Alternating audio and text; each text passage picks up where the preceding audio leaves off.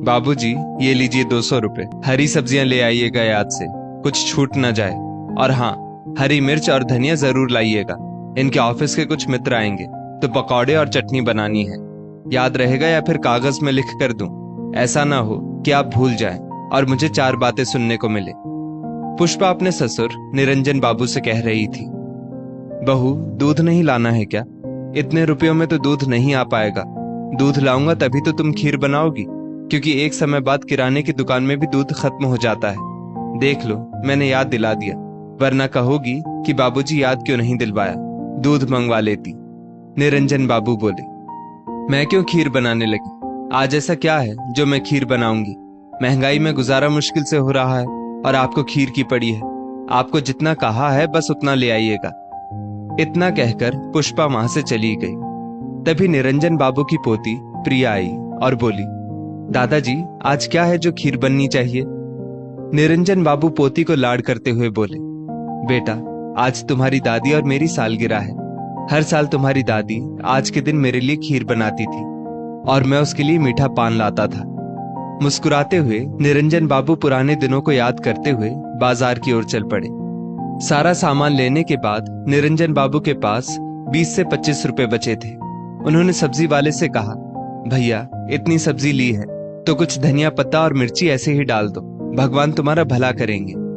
बहुत कहने पर सब्जी वाले ने थोड़ा सा धनिया पत्ता और मिर्ची दे दी। निरंजन बाबू ने सोचा, 2 दिन तो इतने में काम चल जाएगा, तो क्यों ना पत्नी प्रभा के लिए मीठा पान ले ले, वो भी खुश हो जाएगी। वो पान वाले के पास पहुंचे और बोले, बिहारी लाल, कैसे हो? बच्चे तुम्हारे ध्यान तो रखते हैं ना? ऐसा करो, एक बढ़िया सा मीठा पान बना दो। बिहारी लाल मुस्कुराकर बोला, बाबू साहब, लगता है आज आपकी सालगिरह है, तभी आप पान लेने आए हैं।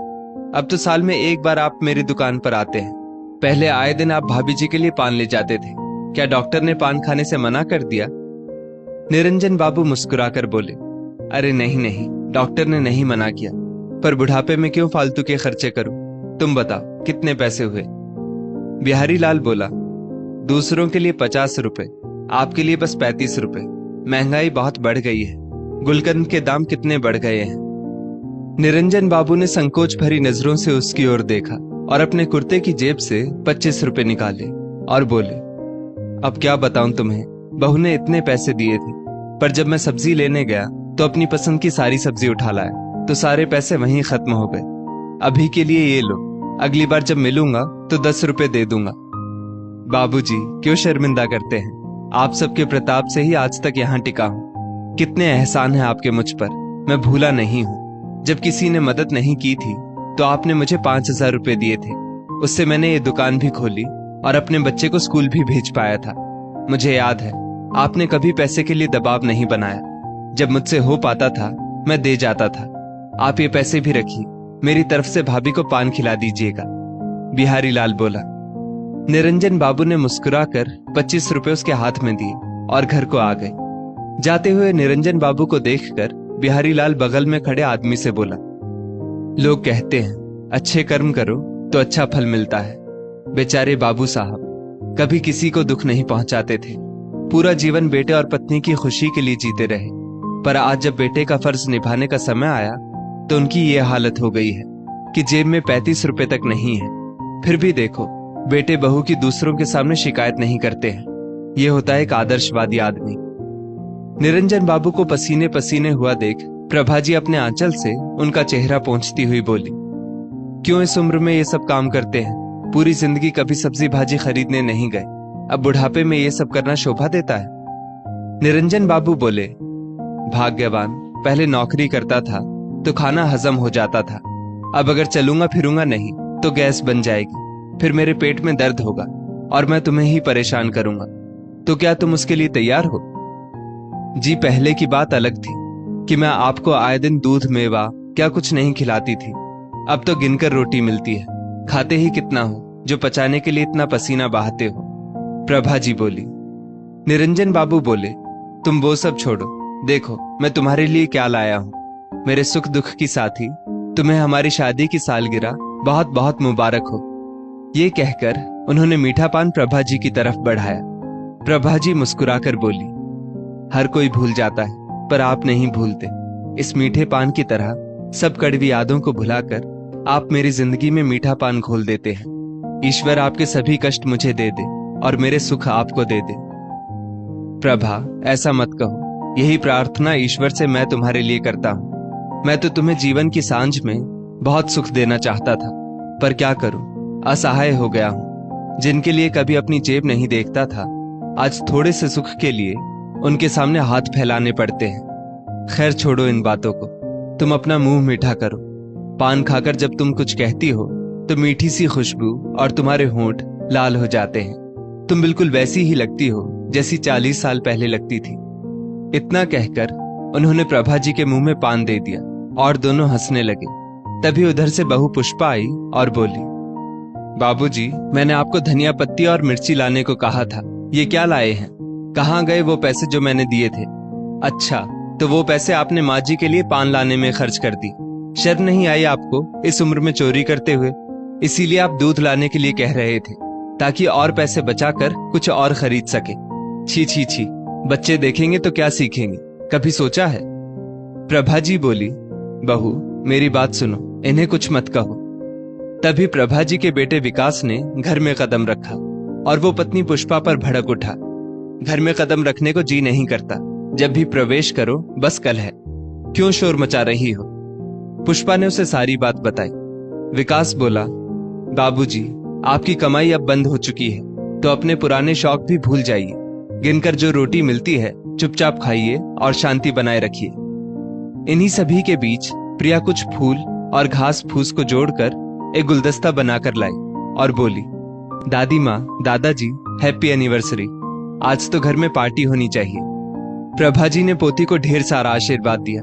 निरंजन बाबू पोती से बोले, बेटा, जीवन में खूब तरक्की करो, बस याद रखना अपने माता पिता का कभी अपमान मत करना, वरना जिंदगी भर जो तुम अच्छे कर्म करोगी वो मिट्टी में मिल जाएंगे। इतना कहकर उदास आंखों से वो अपने कमरे में चले गए और प्रिया मुस्कुराते हुए अपने कमरे में चली गई। प्रभा जी अपने आंचल से अपने आंसुओं को पोंछते हुए बेटे बहू से बोली, बेटा, उन्होंने तुम्हारे 25 रुपए अपने पर खर्च नहीं किए, मेरी खुशी पर खर्च किए हैं। हर साल मैं आज के दिन उन्हें खीर खिलाती थी, पर वो भी मैंने बनाना अब बंद कर दिया है। जो आदमी बच्चों के लिए अपनी थाली खाली कर देता था, आज वही बच्चे हमारी रोटियां गिनते हैं। ना जाने भगवान और क्या क्या दिखाएगा। ये सब दिखाने से पहले हमें उठा क्यों नहीं लेता?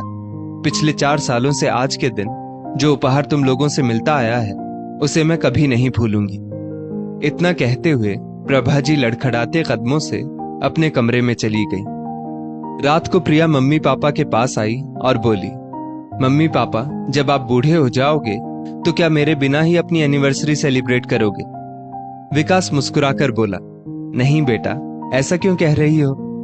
पापा, क्योंकि मैं आप लोगों की एनिवर्सरी सेलिब्रेट नहीं करूंगी और आपको रोटियां भी गिनकर खाने दूंगी, जैसे मम्मी दादी और दादाजी को देती हैं। पुष्पा प्रिया के कान पकड़ते हुए बोली, बहुत दादी की चमची बनती हो, चलो कमरे में, फिर मैं बताती हूँ। आज से तुम्हारा आइसक्रीम, चॉकलेट सब खाना बंद। दोबारा अगर इस तरह से बात की तो कमरे में बंद कर दूंगी। वापस आकर पुष्पा विकास से बोली, सुन रहे हो अपनी लाडली की बातें? ये सब तुम्हारे माँ बाप का सिखाया हुआ है। रात को खाना खाने के समय विकास की थाली में 2-3 सब्जी, दाल, सलाद सब था। वहीं निरंजन बाबू की थाली में 1 सब्जी और थोड़ी सी दाल। बेचारे दोनों दंपत्ति चुपचाप रूखी सूखी खा लेते हैं। सबके खाने के बाद निरंजन बाबू अपने बेटे से बोले, विकास, जो मैंने तुम्हें अपनी पासबुक दी थी और बैंक के कागजात हैं, वो मुझे दे देना। विकास ने आश्चर्य से उनकी ओर देखा तो वो बोले, बेटा, अब मैं इतना भी असहाय नहीं हूं कि अपने कागजों के काम नहीं कर सकता। तुम पर बहुत सारी जिम्मेदारियां हैं, घर, पत्नी और बच्चे, क्या क्या संभालोगे? मेरे कागज मुझे दे देना। विकास हक्का बक्का चुपचाप अलमारी से पासबुक और बाकी कागज निकाल कर लाया और निरंजन बाबू के हाथ में देकर बोला, ये आप सही नहीं कर रहे हैं, मैं तो सब संभाल ही रहा था। निरंजन बाबू बोले, हाँ, पिछले 4 सालों से तुम कैसे संभाल रहे हो ये मैं देख रहा हूं और महसूस भी कर रहा हूं। इतना कहकर वो अपने कमरे में चले गए। अगले दिन निरंजन बाबू नहा धोकर एक थैली में अपने कुछ कागज लेकर घर से निकल रहे थे। विकास बोला, बाबूजी, कहाँ जा रहे हैं? बैंक जा रहा हूं, कुछ पैसों की जरूरत है, निरंजन बाबू बोले। विकास बोला, आपको हो क्या गया है? कल आपने पासबुक और घर के कागज ले लिए, आज अचानक से आपको पैसों की क्या जरूरत हो गई? बुढ़ापे में कहीं कोई नए शौक तो नहीं पाल लिए? इतनी ही जरूरत थी तो मुझसे मांग लेते। निरंजन बाबू बोले, बेटा, मैं कोई भिखारी नहीं हूं जो तुमसे पैसे मांगता रहूंगा। याद है तुम्हें, नौकरी से पहले, तुम्हारे मांगने से पहले मैं तुम्हारे हाथों में पैसे रख देता था। तुम्हें खाने की इच्छा ज्यादा होती तो तुम्हारी माँ अपनी थाली से रोटी तुम्हारी थाली में दे देती थी, और आज तुम मुझे मांगने के लिए कह रहे हो। मुझे पेंशन भले ही ना मिलती हो, पर रिटायरमेंट के बाद जो भी पैसे मुझे मिले हैं वो मेरे हैं। शाम को जब दफ्तर से लौटकर आओगे तो मुझे तुमसे जरूरी बात करनी है, भूल मत जाना। इतना कहकर निरंजन बाबू बड़े आत्मविश्वास के साथ घर से बाहर निकल गए। निरंजन बाबू शाम तक घर नहीं आए तो प्रभा जी को उनकी चिंता हो रही थी। करीब 4:30 बजे निरंजन बाबू घर आए। वो प्रभा जी को 2 सूती साड़ियां और दूध की थैली देते हुए बोले, प्रभा, कल तो तुम्हें कुछ दे नहीं पाया, ये लो, तुम्हारी सभी साड़ियां बहुत पुरानी हो गई थी, और ये लो दूध, मेरे लिए खीर बनाओ जो तुमने कल नहीं बनाई थी। अब तुम्हें किसी की 4 बातें सुनने की कोई जरूरत नहीं है। प्रभा जी बोली, बच्चों से गलती हो जाती है, उन्हें माफ कर दीजिए, क्यों बात को बढ़ा रहे हैं? निरंजन बाबू बोले, नहीं, बात तो अब हद से ज्यादा बढ़ चुकी है, अब तो मुझे उसका निदान मिल गया है। प्रभा जी ने हैरानी से उनकी ओर देखा और बोली, आप क्या करने वाले हैं? निरंजन बाबू मुस्कुराकर बोले, इंतजार करो, शाम को जब तुम्हारा बेटा लौट कर आएगा तब बताऊंगा। अभी तो तुम मेरे लिए वही खास खीर बनाओ जो तुम हर साल सालगिरह पर बनाया करती थी। शाम को जैसे ही विकास दफ्तर से लौटकर आया, सामने सोफे पर पैर चढ़ाए निरंजन बाबू अपने पुराने अंदाज में बैठे थे। बाबूजी, अभी कोई ना कोई घर में आता रहता है, आप यहाँ क्या कर रहे हैं? अपने कमरे में जाकर बैठिए। विकास बोला, ये घर मेरा, सोफा मेरा, क्या तुम मुझे बताओगे कि मुझे कितना खाना चाहिए और कहाँ बैठना चाहिए? निरंजन बाबू बोले।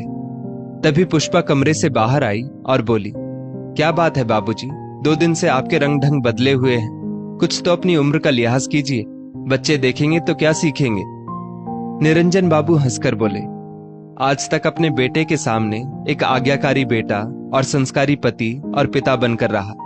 जब मेरी औलाद ऐसी बनी तो तुम लोगों की औलाद कैसी बनेगी, इसकी तो मैं कोई गारंटी नहीं ले सकता। प्रभा जी ने निरंजन बाबू को रोकने की बहुत कोशिश की, परंतु आज निरंजन बाबू रुकने वाले नहीं थे। उन्होंने कहा, मैंने बहुत कोशिश की थी बेटे और पिता के बीच एक अच्छे रिश्ते को बनाने की, पर जिसके लिए आज तक अपनी इच्छाओं को मारता आया वो आज हमारी रोटियां गिनता है। जिस माँ का आंचल बेटे के पसीने को पोंछते भीगता था, आज उस माँ का आंचल आंसुओं से भीगता है और बेटे को एहसास तक नहीं होता। बहुत बन लिया अच्छा पिता, अब अच्छे पति होने की इच्छा रखता हूं। विकास बोला, घुमाकर क्यों बातें कर रहे हैं, साफ साफ कहिए क्या कहना चाहते हैं? निरंजन बाबू बोले, अगर सीधे सीधे सुनना चाहते हो तो सुनो, ये घर मेरा है, ऊपर के दोनों कमरों का इस्तेमाल तुम कर सकते हो, जिसके लिए तुम्हें या तो मुझे महीने के 20,000 रुपए देने होंगे या फिर घर खर्च और रसोई का काम तुम्हारी पत्नी देखेगी। तुम्हारी माँ घर का कोई काम नहीं करेगी। अगर तुम्हें मंजूर है तो तुम यहाँ रह सकते हो, वरना दरवाजा तुम्हारे सामने है। सब हैरानी से निरंजन बाबू को देख रहे थे।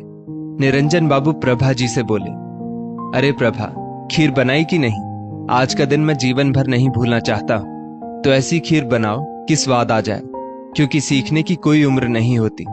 ये सबक मुझे जीवन के तीसरे पहर में सीखना और सिखाना पड़ेगा, ये मैंने सोचा ही नहीं था। प्रभा जी ने चुपचाप खीर की कटोरी उनके आगे कर दी। निरंजन बाबू 1 चम्मच खीर मुंह में लेकर बोले, स्वाद आ गया, अपनी मेहनत की खाऊंगा, किसी को अब अपनी रोटियां गिनने नहीं दूंगा। विकास और पुष्पा चुपचाप अपने कमरे में चले गए।